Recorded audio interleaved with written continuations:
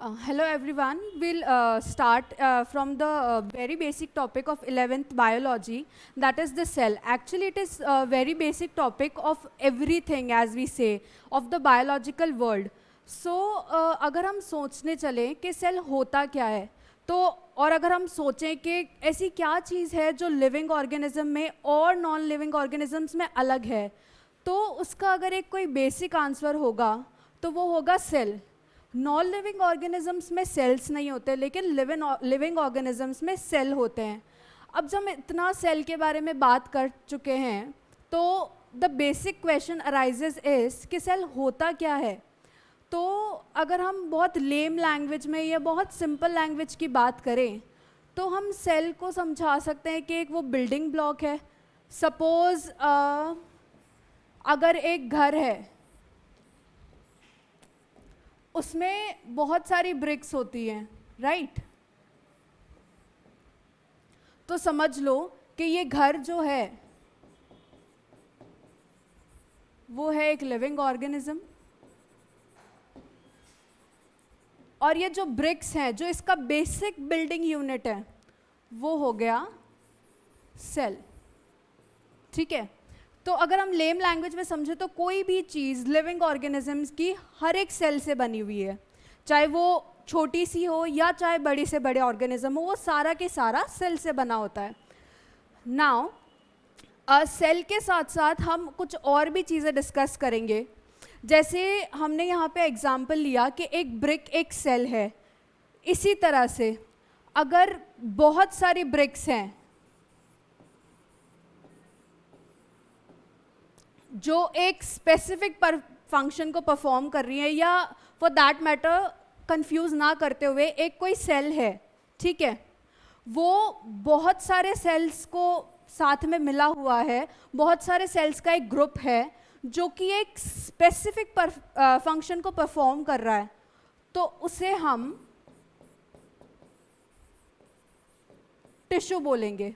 ठीक है. सेल एक बेसिक यूनिट है, और जब बहुत सारे सेल्स मिलके एक स्पेसिफिक फंक्शन को परफॉर्म करते हैं तो उसको हम टिश्यू कहते हैं. नाउ अगर हम इससे भी थोड़ा बड़े लेवल पे जाना चाहें, तो जब बहुत सारे टिश्यूज मिलते हैं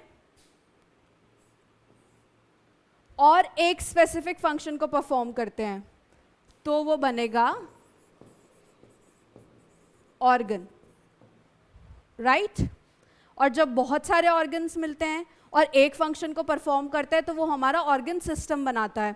ऑर्गन सिस्टम में हम लोग देख सकते हैं रेस्पिरेटरी सिस्टम हुआ, एक्सक्रीटरी सिस्टम हुआ, kidneys, glomerulus, etcetera etcetera, like ये सारे जो एक्सक्रीटरी सिस्टम में इंक्लूडेड है. तो ये सारे ऑर्गन्स मिलके एक ऑर्गन सिस्टम को बनाते हैं जो कि सेम फंक्शन को परफॉर्म कर रहे हैं, उस फंक्शन को परफॉर्म करने में हेल्प कर रहे हैं. सो the circle goes like this, the flow chart goes like this.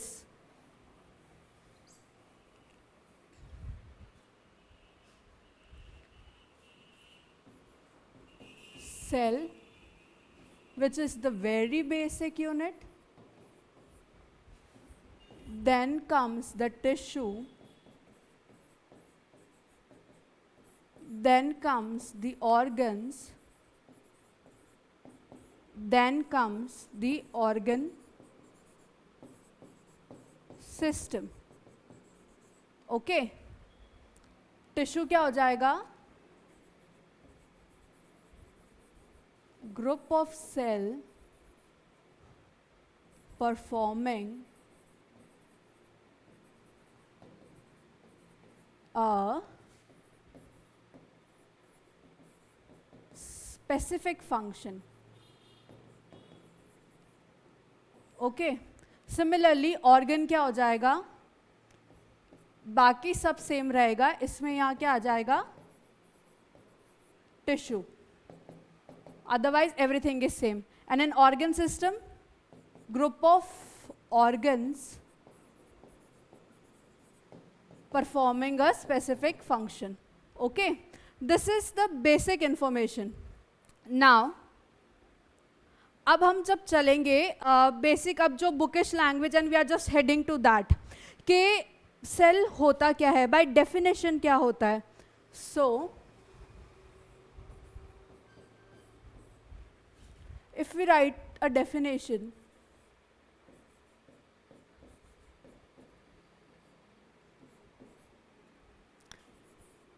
it is the fundamental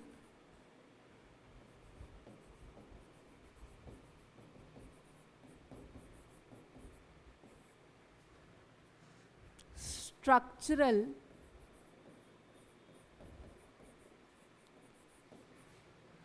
and functional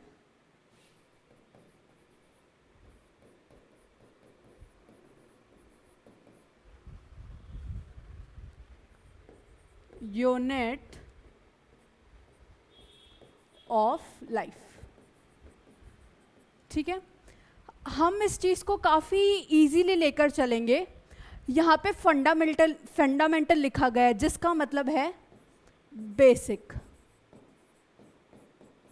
ठीक है, फंडामेंटल, ये बहुत एक बेसिक स्ट्रक्चरल. इससे बेसिक स्ट्रक्चरल क्यों कहा गया है कि सेल से छोटी कोई भी चीज़ इंडिपेंडेंटली नेचर में एग्जिस्ट नहीं कर सकती. जैसे हम आगे पढ़ेंगे कि सेल्स में ऑर्गेनेल्स होते हैं, राइट. जैसे हमारे बॉडी में ऑर्गन्स होते हैं, वैसे ही सेल में ऑर्गेनेल्स होते हैं. तो वो इंडिविजुअली एग्जिस्ट नहीं कर सकती. उनको अगर एग्जिस्ट करना है तो उनको सेल की ज़रूरत पड़ती ही है. वो सब सेल के अंदर एग्जिस्ट कर सकती है, उसके बाहर नहीं.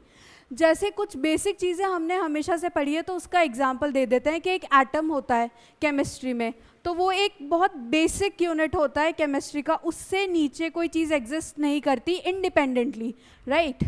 तो इलेक्ट्रॉन, प्रोटॉन और न्यूट्रॉन उसके अंदर होते हैं, बाहर नहीं. तो वो सब जैसे उसके कंपोनेंट्स होते हैं, वैसे सेल के कंपोनेंट्स होते हैं ऑर्गेनेल्स. ओके, तो वो इंडिपेंडेंटली एग्जिस्ट नहीं कर सकते. तो less than a complete structure of cell, anything cannot ensure an independent existence. Okay?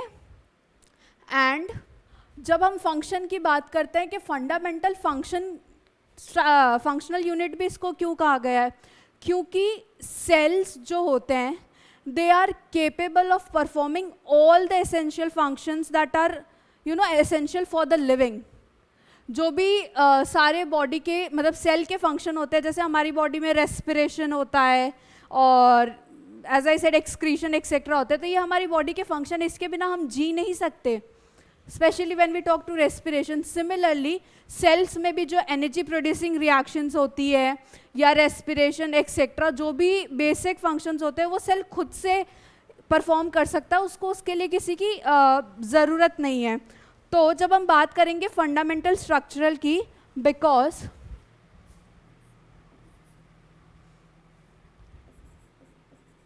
Anything less than a complete structure of cell does not ensure independent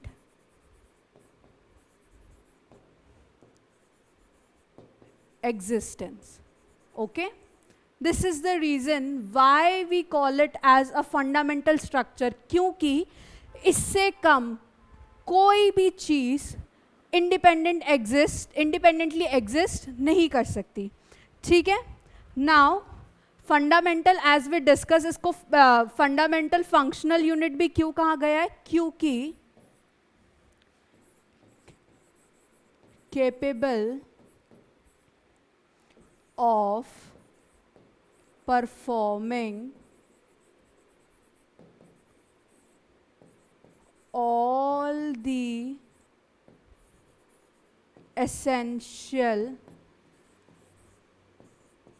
functions of life. Okay? So if we have to define the cell, it is the fundamental, that is basic, Structural, because anything less than a complete structure of cell does not ensure independent existence. And functional unit of life, क्योंकि it is capable of performing all the essential functions of life on its own. Okay? Now cells भी जो organisms होते हैं वो भी दो तरह के होते हैं, ठीक है, मतलब on the basis of number of cells involve. एक हो जाएगा यूनिसेल्युलर जिसमें एक सेल इन्वॉल्व होता है, और एक हो जाता है मल्टी सेलुलर ऑर्गेनिजम्स जो कि हम सब हैं, हम में बहुत सारे सेल्स हैं, ठीक है. तो ये था बेसिक के सेल होता क्या है. अब we'll go according to the NCERT only, and yes, one more thing that we'll discuss the question answers in the end of the chapter. Now the cell theory, the second topic is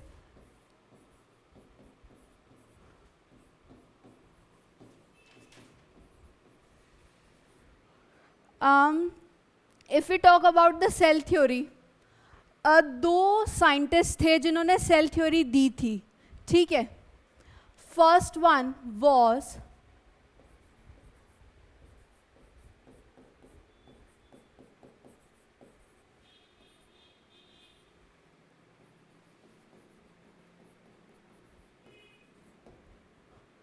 Matthews केल्डन, ठीक है. He was a German botanist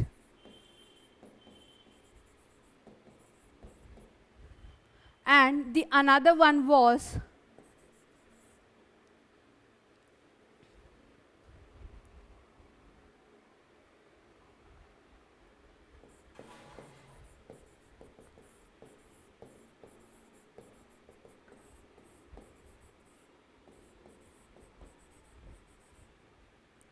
he was a British zoologist. अब botanist क्या होता है और zoologist क्या होता है. बोटानी मीन्स प्लांट्स की स्टडी करने वाले, बोटानिस्ट मीन्स जो प्लांट की स्टडी करते हैं, और जूलॉजिस्ट मीन्स जो एनिमल्स की स्टडी करते हैं, ठीक है. जूलॉजिस्ट को हम जू से याद रख सकते हैं कि एनिमल की स्टडी करता है. अब ये बोटानिस्ट था तो इसने प्लांट्स पे स्टडी करी. इसने स्टडी से ये पता लगाया कि जो भी प्लांट्स हैं वो सेल्स से बने हुए हैं, और सेल्स मिलके प्लांट के टिश्यू को बना रहे हैं. जैसे कि हमने डिस्कस किया कि बहुत सारे सेल्स जब मिलते हैं तो वो एक टिश्यू को फॉर्म करते हैं, ठीक है. तो इसने भी यही चीज़ बताई कि भाई जो भी सारे प्लांट्स हैं, ठीक है, वो सेल्स से बने हुए हैं, जो कि क्या बनाता है इन टर्न प्लांट के टिश्यूज को.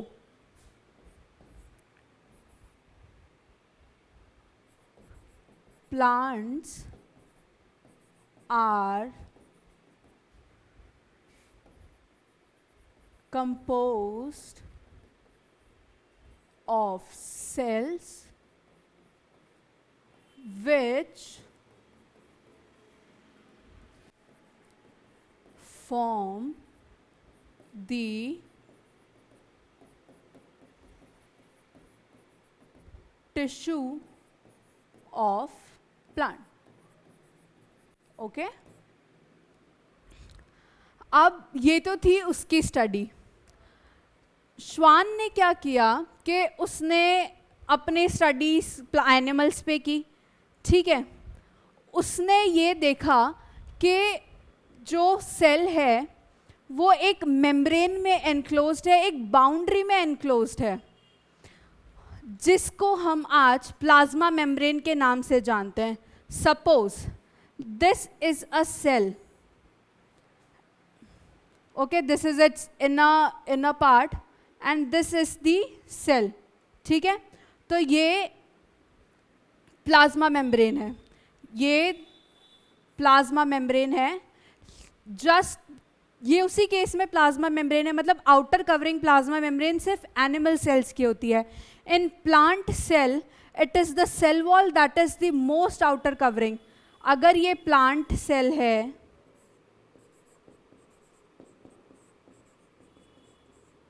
तो ये हो जाएगी सेल वॉल। अगर और जो इनर मेम्ब्रेन हो जाएगी वो हो जाएगी प्लाज्मा मेम्ब्रेन, ठीक है। लेकिन अगर हम मानते हैं कि ये एक एनिमल सेल है,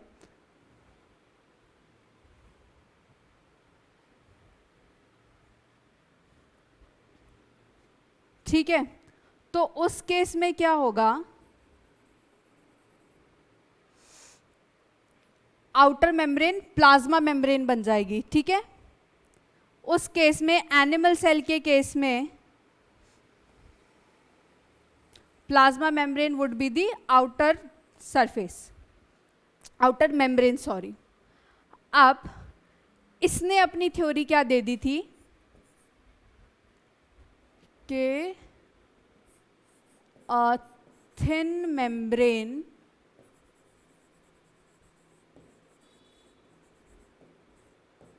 is a thin outer membrane is present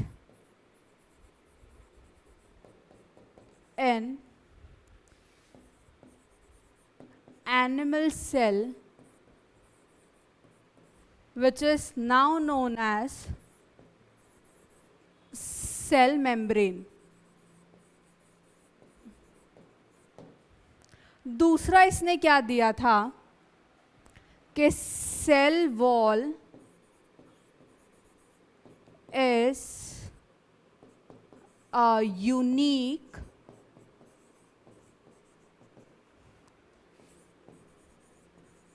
character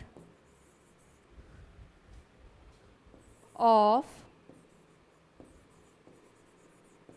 plant cell, ठीक है। क्योंकि जैसे कि हमने डिस्कस किया, एनिमल सेल में आउटर कवरिंग प्लाज्मा मेम्ब्रेन होती है and cell wall is absent in animal cells, okay.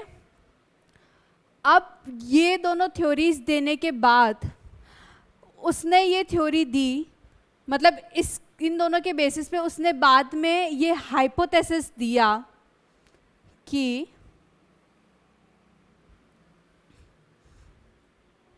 श्वान ने, okay,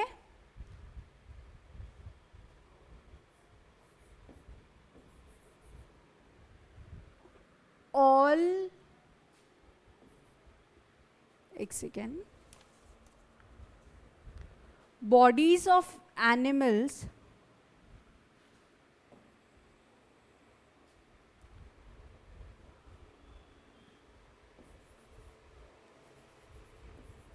bodies of animals and plants are composed of cells and products of cell, okay. इन लोगों ने ये थ्योरी देके सेल थ्योरी को फॉर्मुलेट किया था, इन्होंने सेल थ्योरी दी थी, ठीक है। अब ये तो इन्होंने बता दिया कि भाई बॉडीज जो एनिमल और प्लांट्स की बॉडीज है वो सारी सेल और उसके कंपोनेंट से बनी होती है, लेकिन एक क्वेश्चन अभी भी सबके दिमाग में घूम रहा था कि जो सेल्स हैं वो आते कहाँ से हैं। ये तो आपने बता दिया कि सेल क्या है, जो ऑर्गेनिजम्स हैं वो क्या है क्या नहीं है, किससे बन रहे हैं किससे नहीं बन रहे, लेकिन ये तो बताओ कि सेल्स खुद कहाँ से आ रहा है। तो उस केस में फिर रुडोल्फ वर्चो ने इस सेल थ्योरी को मॉडिफाई किया और उसने एक टर्म दी, Rudolf Virchow in 1855 gave the sentence omnis cellular, acellular. Okay, अब इसने ये टर्म दिया तो सबको समझ आया कि सेल्स आए कहाँ से थे. Omnis means all and cellula acellular means cell from cell. Okay, इसने हमको बताया कि जो भी नए सेल्स आते हैं वो जो पुराने प्री एग्जिस्टिंग सेल्स हैं वो उसी से बन के आ रहे हैं. ऑल सेल फ्रॉम सेल, सारे सेल जो पहले सेल्स हैं, प्री एग्जिस्टिंग सेल्स हैं, उससे ही आ रहे हैं. ठीक है, अब जो मॉडिफाइड सेल थ्योरी है वो ये है जिसे हम आज सेल थ्योरी के नाम से जानते हैं.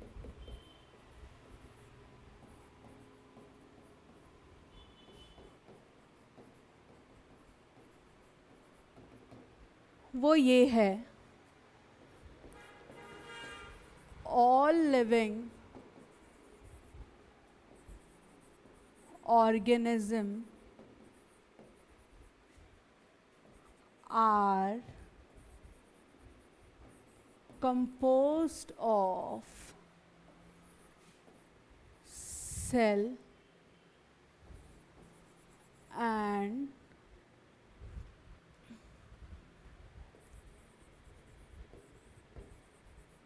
components of cell. Okay, second one is all cell arise from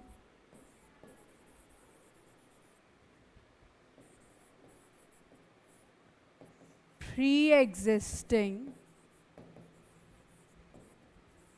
cell. ठीक है, this is the cell theory which is known now. This would be products of cell.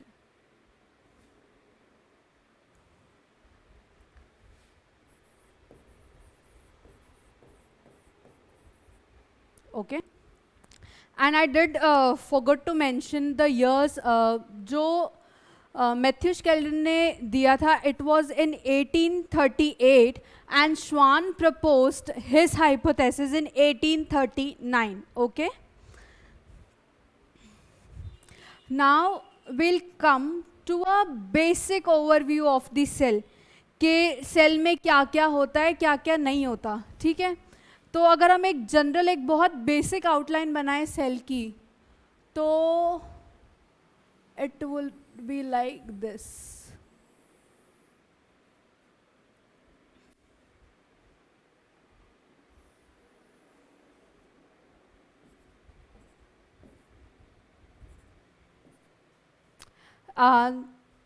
This is the outer covering. We suppose it is a very basic diagram. I am just showing you कि एक cell में क्या क्या होता है.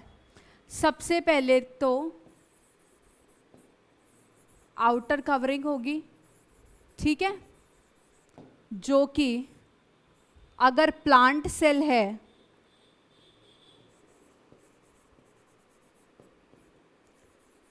तो क्या होगी, सेल वॉल. और अगर एनिमल सेल है तो होगी प्लाज्मा मेम्ब्रेन. ओके,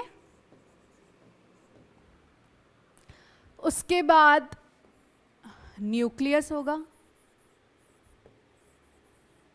जिसमें कि हमारा डीएनए मटेरियल होता है, जिससे डिसाइड होता है कि कौन से कैरेक्टर्स हमारे पेरेंट्स के हम में जाते हैं, और बेसिक जेनेटिक मटेरियल जो भी होता है that is in the nucleus.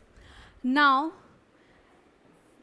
This we can say is are organelles.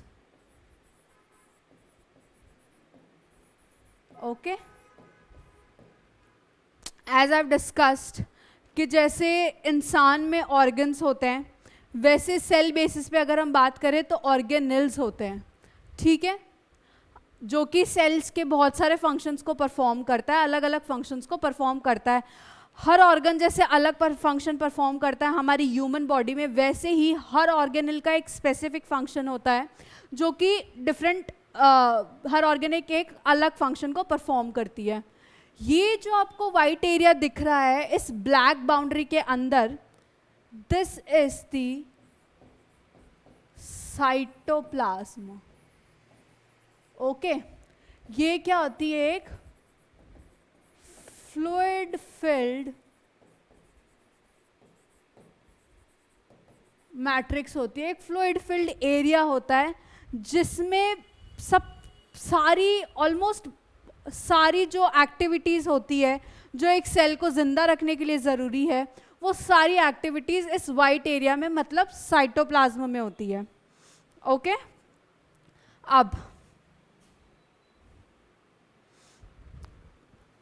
अब हम डिस्कस करेंगे types of cell.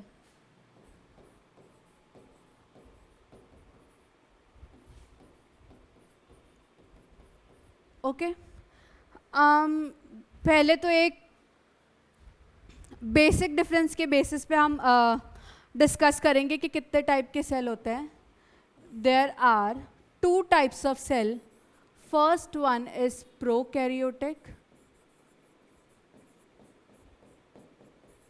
second one is eukaryotic cell. Okay, अब प्रोकैरियोटिक सेल और यूकैरियोटिक सेल में डिफरेंस है क्या है? प्रोकैरियोटिक सेल जो होता है यूकैरियोट के कंपैरिजन में, it is simple. And why it is simple? It has no membrane bound organelle in it.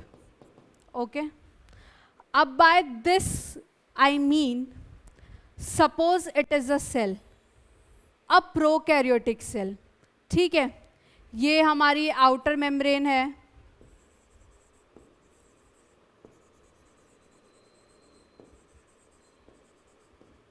ठीक है, ये हमारा साइटोप्लाज्म है। जैसे कि मैंने डिस्कस किया था कि ऑर्गेनल्स होती है, जैसे हमारे बॉडी में ऑर्गन होते हैं, तो प्रोकैरियोटिक सेल में क्या होता है कि जो भी ऑर्गेनल्स होती है वो मेम्ब्रेन बाउंड नहीं होती, वो इस साइटोप्लाज्म में बस खुले से लाए कर रही होती है, खुले से पड़ी हुई होती है, वो कोई मेम्ब्रेन में बाउंड नहीं होती, ठीक है। न्यूक्लियस में जेनेटिक मटेरियल भी यही है। एक और ऑर्गेनल्स होती है राइबोसोम, राइबोसोम भी यही है, सभी एक साथ पड़े हुए हैं, उसके बीच में कोई मेम्ब्रेन नहीं है जो इनको अलग करे, ठीक है। लेकिन जब हम यूकैरियोटिक सेल पे आते हैं तो it is comparatively complex, okay, and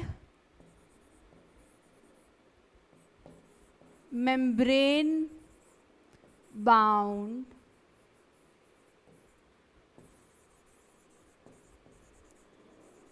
organelles are present, okay, but there is an exception.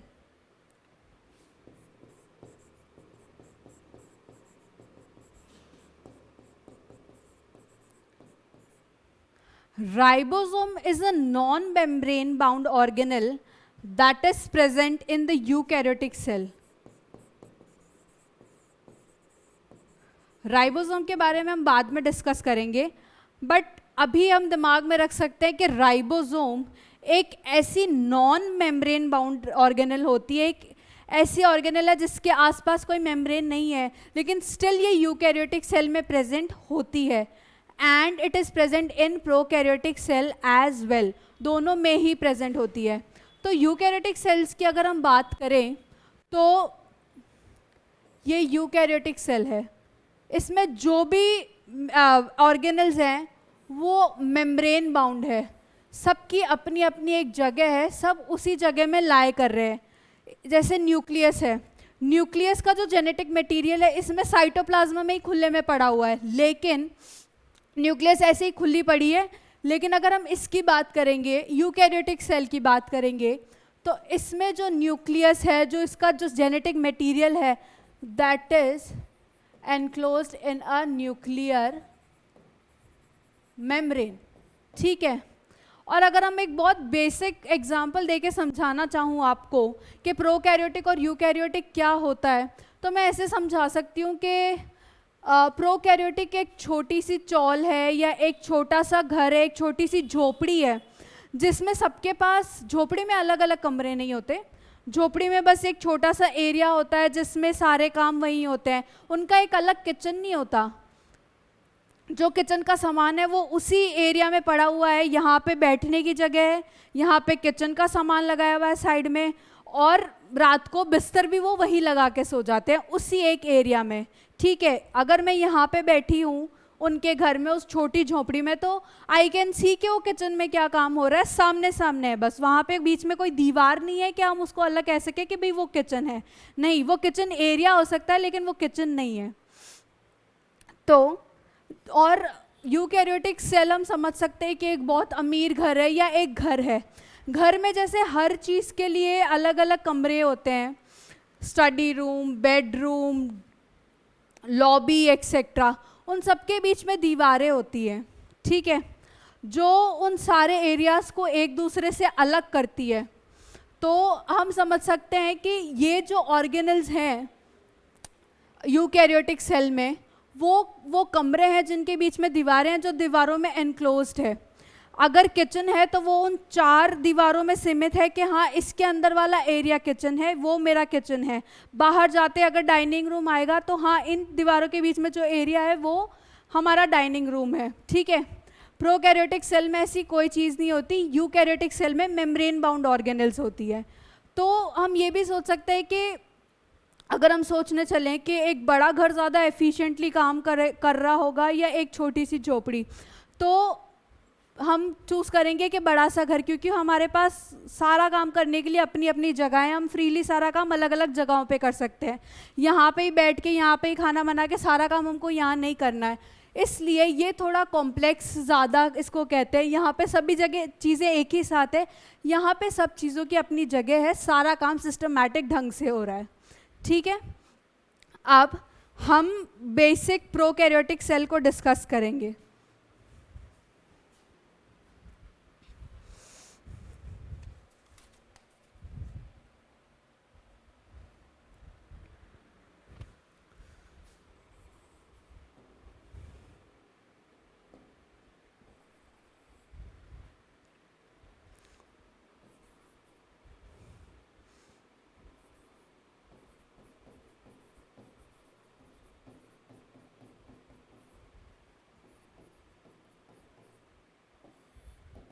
ठीक है। अब प्रोकैरियोटिक सेल की अगर हम बात करें तो ये बहुत बेसिक ऑर्गेनिज्म से बना होता है, जैसे कि बैक्टीरिया हो गए, एल्गी हो गई, ये सारी जो चीज़ होती है वो हम उसमें प्रोकैरियोटिक सेल में हम इंक्लूड कर सकते हैं। ये क्या होता है कि कंपैरेटिवली स्मॉलर होते हैं और रैपिडली मल्टीप्लाई करते हैं। ठीक है। तो represented by bacteria, blue green algae and PPLO, pleuropneumonia like organisms. ठीक है। ये क्या होता है कि प्रोकैरियोटिक, जैसे अपन ने पहले डिस्कस किया था कि प्रोकैरियोटिक सेल्स जो होते हैं वो कंपैरेटिवली सिंपल होते हैं। ठीक है। और ये ज़्यादा रैपिडली मल्टीप्लाई करते हैं।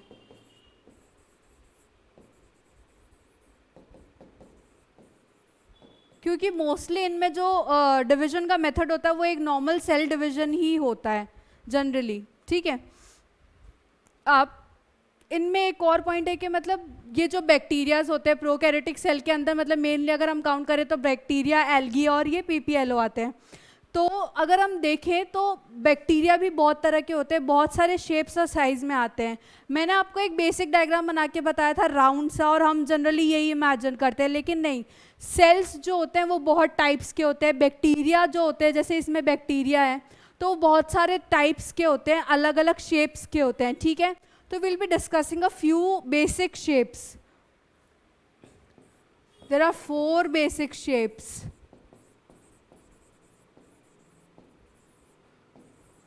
ऑफ बैक्टीरिया, ठीक है।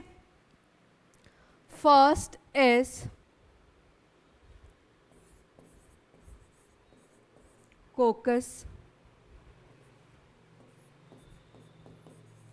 Vibrio,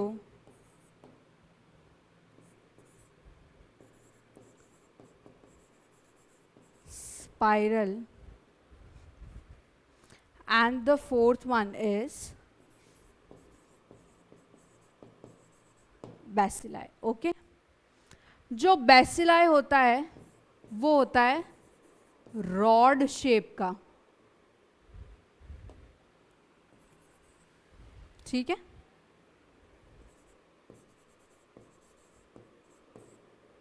it would be something like this, एक बेसिक रॉड की तरह, ठीक है। अब नंबर ऑफ सेल्स पे डिपेंड करते करते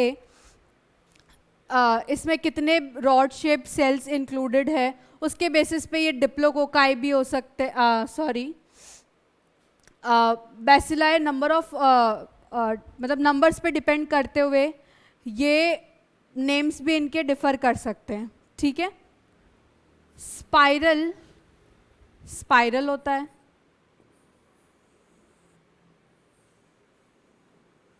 twisted we can say. Vibrio is comma shaped, okay, and cocci is spherical, okay, just like that। ऐसे दो हैं तो वो डिप्लोकोकाई हो जाएंगे। एंगल्ड, बहुत सारी चेन है, एंगल्ड है तो स्ट्रेप्टोकोकाई हो जाएंगे। तो जितने हैं उसके बेसिस पे हम इसको डिवाइड कर सकते हैं, नंबर के बेसिस पे नाम भी चेंज होते रहते हैं। लेकिन बेसिक शेप्स की अगर हम बात करेंगे कि प्रोकैरियोटिक सेल्स में जो मेजर पार्ट जैसे रिप्रेजेंट कर रहा है बैक्टीरिया, तो अगर हम उसमें देखेंगे तो भाई ये शेप्स मिलते हैं। और अगर सेल के शेप्स की अगर हम बात करें तो सेल के शेप्स में कॉलमनार हो सकते हैं लाइक दिस, ठीक है, क्यूबॉइडल हो सकते हैं,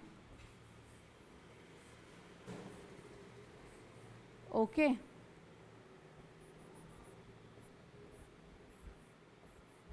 पॉलीगोनल हो सकते हैं। बहुत सारे शेप्स के सेल हो सकते हैं, लेकिन ये कुछ बेसिक शेप्स ऑफ सेल होते हैं, वो बेसिक शेप्स ऑफ बैक्टीरियाज थे, ठीक है। अब एक बेसिक स्ट्रक्चर हम सेल का डिस्कस कर लेते हैं और फिर उसी के अकॉर्डिंग हम उसको डिटेल में पढ़ेंगे।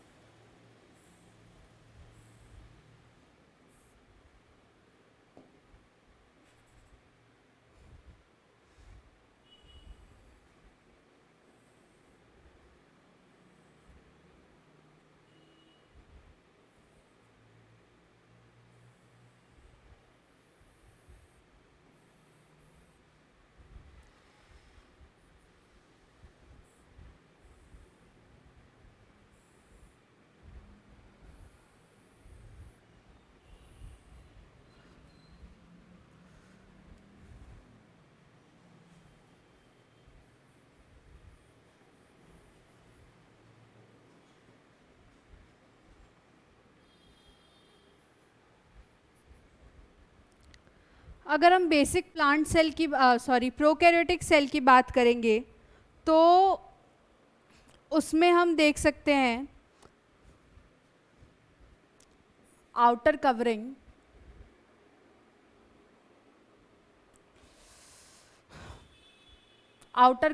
this one is the capsule,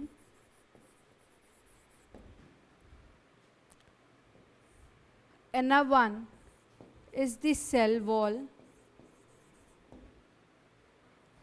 innermost is the cell membrane. Okay, this is a mesosome, which is an inclusion, मतलब अंदर वाली साइड में कोई चीज़ आती है ना तो हम उसको इंक्लूजन बोलते हैं, अंदर जो प्रोट्रूड हो रही होती है, तो ये मीजोजोम है। और एक सेल मेम्ब्रेन का एक इंक्लूजन होता है, एक मॉडिफिकेशन होता है, ठीक है। This is the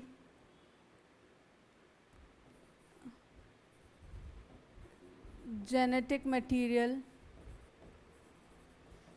lying like that openly, कोई मेम्ब्रेन में बाउंड नहीं है ये, ठीक है।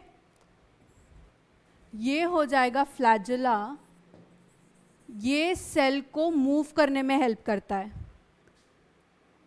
ये हो जाएगा पिल्लाई, जो कि या तो सेल को या उसके आसपास के एनवायरनमेंट को मूव करने में हेल्प करता है। And the last one is the plastid.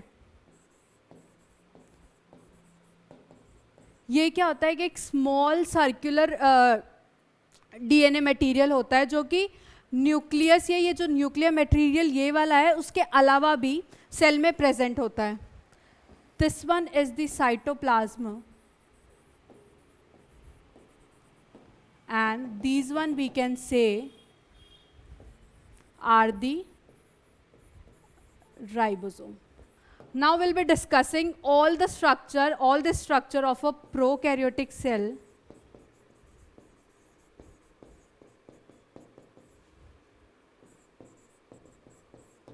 in detail. Okay?